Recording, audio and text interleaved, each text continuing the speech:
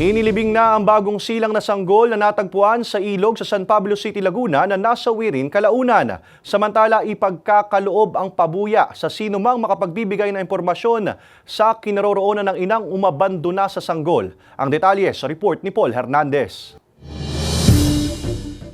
Inihatid na sa kanyang huling hantungan ang bagong silang na sanggol na natagpuan sa isang ilog sa Barangay San Gabriel, San Pablo City, Laguna hapon nitong Huwebes. May kabaong at may bulaklak na iniyalay ang barangay sa paghahatid sa himlayan ng kaawa-awang sanggol na umano'y inabandona. Walang pagkakakilanlan ng matagpuan ng isang residente ang sanggol sa bunto ng mga dahon at kahoy. Isinugod pa ito sa ospital pero binawian din ang buhay. May mga institusyon o organisasyon naman daw na pwedeng pagdalhan at maaaring kumupkop sa mga sanggol kung walang kapasidad ang magulang na magpalaki ng supling. Kung kayo po ay nag-aalinlangan sa inyo kung pinagbubuntis, ay meron po tayong magiging katuwang. Ayan po yung mga CSWD po natin na po pwede pong puntahan kung sakaling ito naman po ay masisecure yung inyong. Just to make sure na may kukup po sa ating mga baby kung hindi nyo po kaya. Wala pa ring lead ang mga otoridad sa magulang ng bata matapos ang pagbabahay-bahay sa barangay at karatig na lugar. Nagpalabas na rin ng reward money na 50,000 pesos